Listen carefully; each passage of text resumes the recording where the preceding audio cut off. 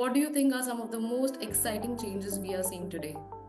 Sure. Thank you for the question. I think it's got to be the internet, right? Go back 30 years to the kind of late 90s. I can remember this was before broadband. So you had to literally, to get on the internet, you had to connect a modem and dial. I think compute power is the second thing. I can remember, again, going back 3 decades, so I've always been in the software industry. And to do a demo, in this day and age, it's easy. You take your laptop, which is super powerful. I can remember back then, we had to package big desktop monitors, the keyboard, and the box. They were massive. They weighed so much, and that's what we'd have to do a demo. It's got to be artificial intelligence, hasn't it? Everybody's talking about it. Yes, it is. There's a lot of hype. Right, right. There's a lot of hype, isn't there, around artificial intelligence? Now, the company I work at, IFS, we have been doing AI for probably a decade and a half now. It wasn't called AI back then. So we've got this scheduling, intelligence scheduling tool, right, that we've had since kind of 2012.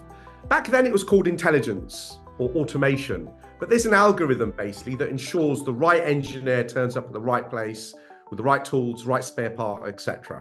So we've been doing it for a long time. And in fact, right now, IFS has coined the phrase industrial AI because we've actually got actual use cases that our customers are using. Influence the security landscape in the coming years? Oh yeah, I agree. I think both the security and anti-security, right? So I think all of these, we are going to see these, and a lot of nations are experimenting with this type of capability.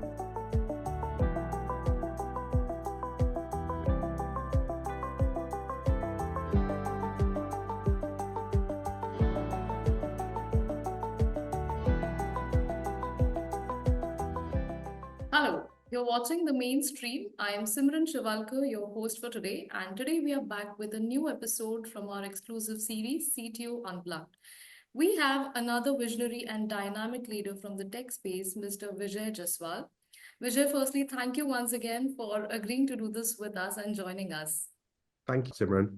The pleasure is totally ours. While Vijay needs no introduction, I will still take this opportunity to share a few things about him. Vijay is currently the CTO for Asia Pacific, Japan, Middle East, and Africa at IFS. With over 30 years of experience in digital transformation and IoT, he has been helping companies streamline processes and leverage emerging technologies to stay competitive.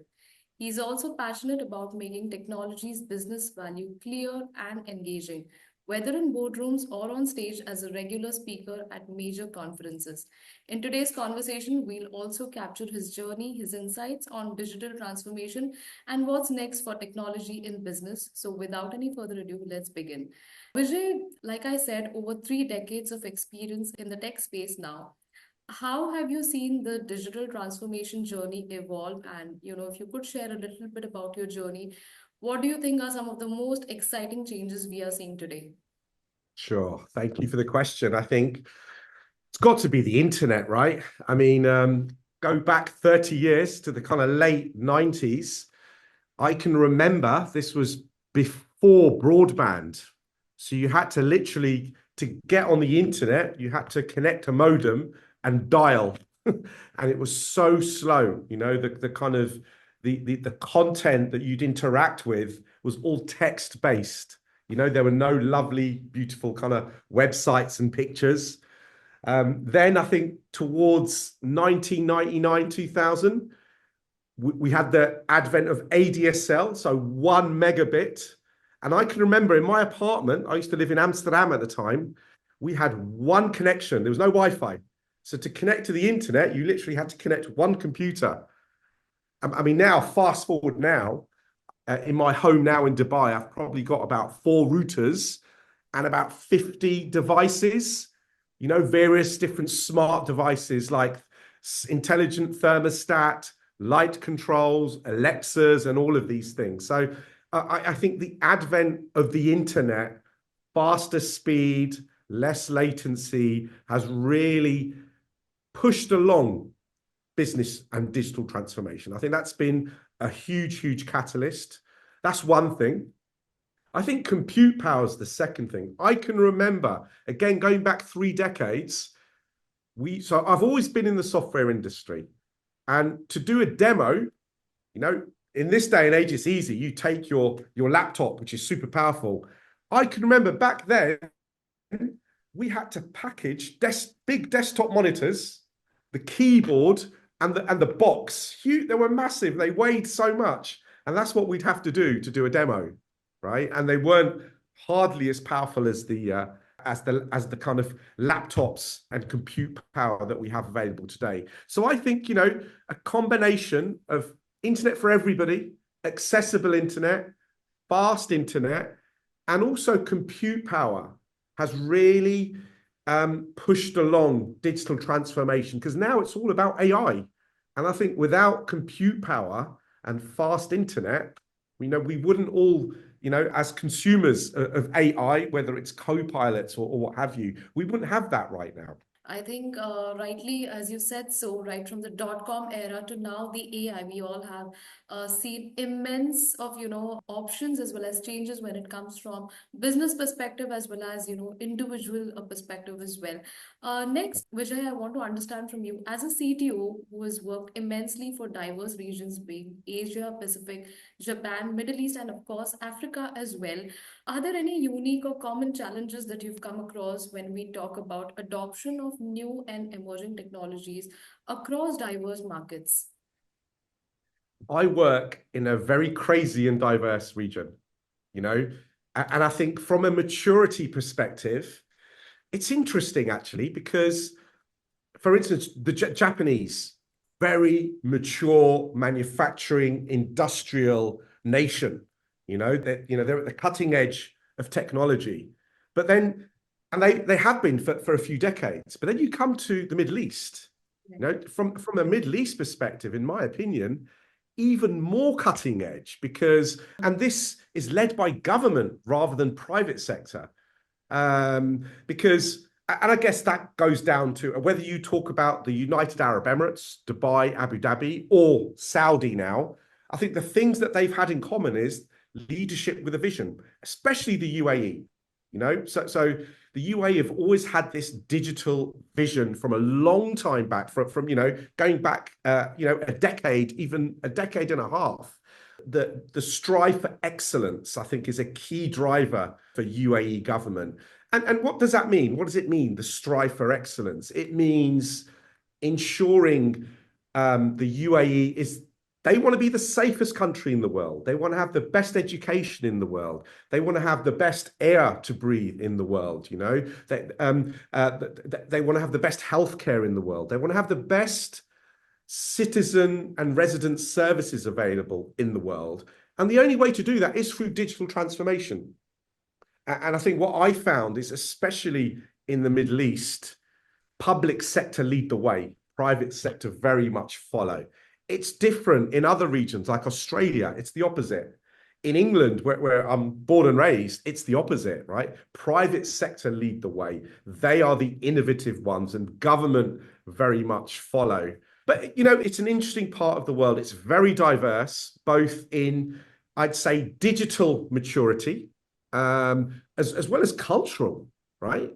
But going back to digital maturity, it's really interesting because you could have a country that isn't as digitally mature, but because they're looking at other nations and other countries, they're bringing this, they're jumping in terms of digital maturity, because they're kind of looking at what other countries have done or other organizations have done and said, yes, we can do the same. Let's get the same people in that, that either sold the technology or advised on that technology. So it's a really interesting market, because on one hand, I could be talking to an organization that's very digitally mature and they've got a strong appetite for risk in terms of new technology.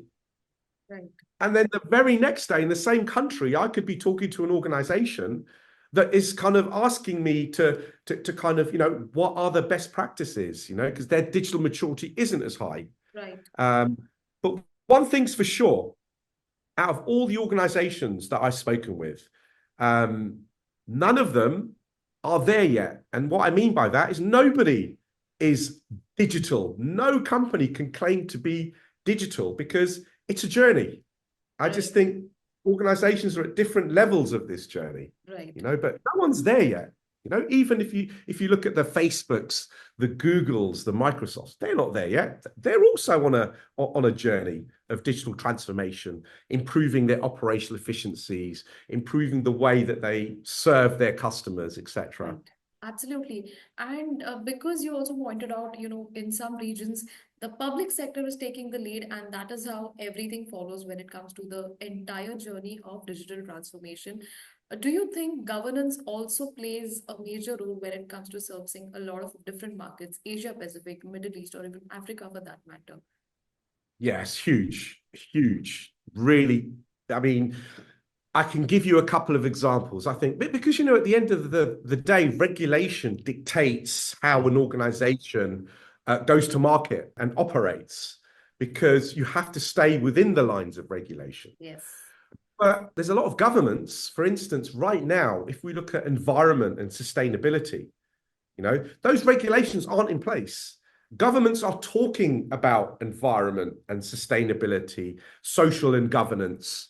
Um, and a lot of countries, especially in the region I work with, they're kind of looking at North America and looking at Europe and seeing that this governance is already in place from a legislative perspective. And what they're doing is they're getting ready for this.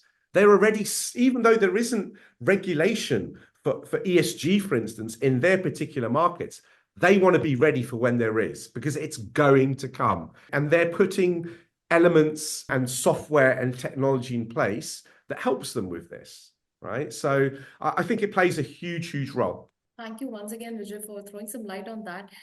Next, I want to understand from you, because you heavily focus on simplifying business value for technology. I also believe you do communicate with a lot of business leaders who do not essentially have a tech background. So, what, as a leader from the tech space, as a CTO or someone who's been in the space for now 3 decades, what is your approach when you communicate with these leaders? How do you, simplify or explain these complex processes or digital transformation, something as simple as this being a journey? Sure. I mean, one thing about the industry I work in, there's too much jargon. There's too many abbreviations, there's too much jargon. And for me, one thing I've always done is I've always simplified these technical capabilities or technical jargon using everyday examples, right? I mean, and also examples where people can understand, or someone like my mum could understand, right? That's how simple I'd like to make it. I mean, for instance, I was talking to a utilities company just last week. I was in Australia last week, and we were talking about process automation. And the way I simplified process automation was that the person I was speaking to loved Formula One. And we were talking about Formula One. And then I used something that, the person likes for the example. So a Formula One pit stop is a great example, right? A Formula One pit stop is basically, it's a process. It's process automation. You've got multiple groups of people or departments in an organization, right? You could liken it to. They're all performing tasks in a set order, right? So there's governance. The car has to park in the parking spot. If it doesn't, the whole process goes out of kilter, right? One department is responsible for lifting the car. Another group or department is responsible for pulling the nuts off. Another department takes the wheel off. Another one puts it back on again. And all of this is done in like 3.5 seconds, Okay. right? If you go back to the history of Formula One, back to the 1950s, that process would take 3 minutes. The driver would get out of the car, have a quick drink, and but this process has been modified and improved throughout the ages, throughout the last few decades, and now it's literally 3.5 seconds. Yes. And I think the same applies to an organization. Processes are the lifeblood of an organization, especially processes that touch a customer. And if an organization can execute those processes as quickly and efficiently as possible, it's firstly, the customer's going to be happy. And as customers, we're all used to dropping a pin and getting an Uber. You know, we're all used to this ordering stuff on Amazon and it arrives sometimes on the same day. We don't want to be accessing things and it takes firstly 30 seconds to refresh. You know, as consumers, we want good, a good way of interacting with technology. And that's the way I kind of explained it to this guy. And I said, look, your business processes at the moment, maybe there's manual steps involved. Maybe there isn't technology that's automating them. Maybe you have different departments are doing multiple duplicate effort. One department's doing the same thing as the other department. And this is where you need to do an analysis to see what you have. And I think this is the basis of digital transformation as well, right? Because what is digital transformation? It's all about looking at what you have now, from a people, process, technology perspective, looking at where you want to be as an organization, taking into account your strategy, your company's vision, your KPIs, and then how to get there. How do we improve a 10-step process and make it a 5-step process in 2 years' time?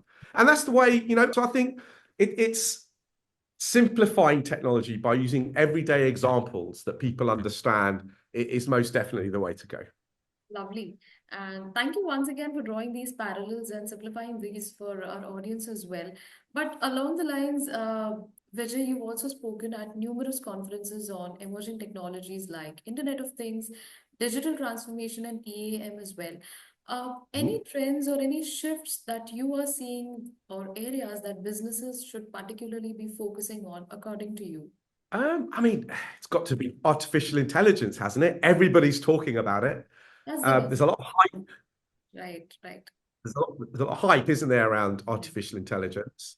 Now, the company I work at, IFS, we have been doing AI for probably a decade and a half now. It wasn't called AI back then. So we've got this scheduling, intelligence scheduling tool, right? That we've had since kind of 2012.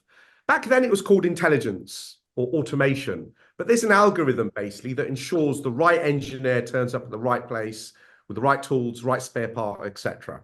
So we've been doing it for a long time. And in fact, right now, IFS has coined the phrase industrial AI because we've actually got actual use cases that our customers are using. You mentioned EAM. EAM is basically asset management. An asset could be a physical thing like a wind turbine, a solar panel, an engine on an aircraft, a 5G tower. And really what we do is we ensure assets remain working.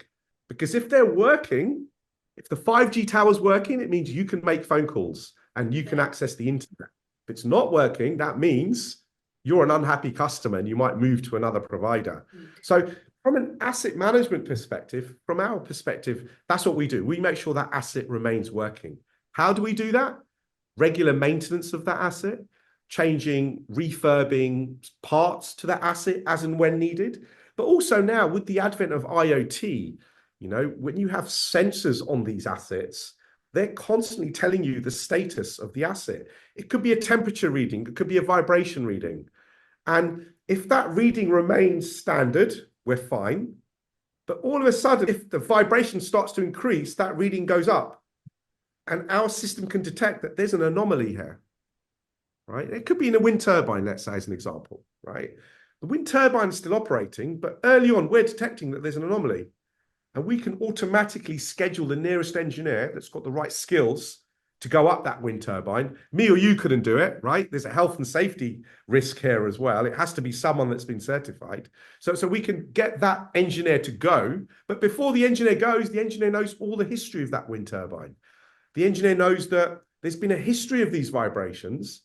And in the past, the vibration is due to a loose nut and bolt that keeps coming away from the circuit board, and can give these specific instructions to the engineer. So before the windmill goes down and stops spinning, the engineer can go carry out the maintenance and the windmill has never gone down, right? But without this type of predictive maintenance, In the past, what would happen is the windmill will stop spinning, and about a day later, there'll be an alert at base to say, this sector isn't producing enough energy. Please send an engineer out to investigate. Engineer doesn't know what he or she's investigating. The engineer turns up, goes up and says, there's a loose bracket, calls the base and says, right, we need a spare part, takes a week to order the spare part. And in all this time, the windmill isn't producing energy. So, Right. so there's a lot of benefits to kind of things like predictive maintenance, IoT, having AI in there. The AI is looking at the history of the windmill and pulling up details like there's always been a loose bracket. This needs to be fixed.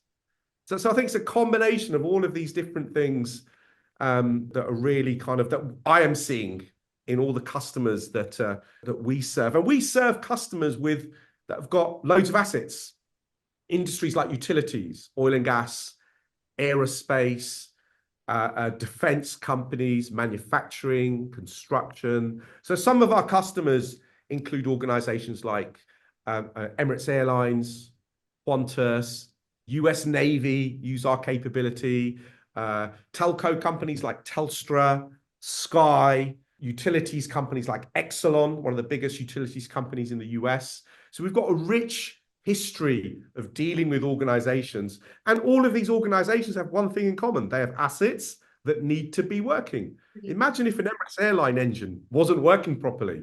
Right. The plane lands. When an Emirates airline plane is landed, it's not making money. It's only making money when it's flying. And that's all the kind of benefits that we bring to organizations. Fantastic. Vijay, along the lines, because you've always emphasized on the whole journey of digital transformation being different for different organizations, and of course, it will vary as per the sectors as well as per the industry sectors. Again, Right. the end goal remains the same, to have better efficiency and operations and to service their customers, the potential customers, better. So, are there any challenges that, according to you, are barriers in today's day and age for companies who are still showing reluctancy or hesitancy? How can they overcome it? There's a lot of barriers because, I think, what happens with the introduction of digital technology is change. Right, And people don't like change. There might be employees that have been working for an organization for 20, 30 years. They're used to carrying out their work in a specific way. It might be paper-based. It might be emailing Excel spreadsheets like a lot of organizations do. But, these types of things, you can't track these kinds of things. If there's a big, massive spreadsheet being emailed around an organization, and let's say it arrives at my desk, but I'm off sick for a week, it's stuck at my desk, right, you know? So I think, but, change management is one of the barriers. Okay. And I think the way to alleviate that barrier is to get these people involved in the solution. Speak to these people that have been there for 30 years, right, understand their way of working, and ask them, how can we improve this? If we were to remove the spreadsheet, but have a user interface that was kind of similar, but instead of emailing, it's a system and it's trackable, So I think one way is bringing people into the transformation. Don't do it without the people that are going to be accessing the system day to day. We need these people, both the users, the super users, the management. So everybody needs to be involved. I think that's one thing. right, The other thing that I think is even more important is ensuring the whole organization is running in the same direction, right? There's no point one department going down a digital transformation journey and they're all optimized and efficient. But at the end of the day, a process doesn't just involve one department. It goes across a company to different departments. So I think, organizations need to look at the full end-to-end process. And if they are going to want to improve that process, especially if it's a customer touching process, all the participants need to be involved. That means there has to be buy-in at the highest level. That's the only way to do it, I found from experience. From the CEO to the CIO, some organizations have chief digital officers now to right. look at this.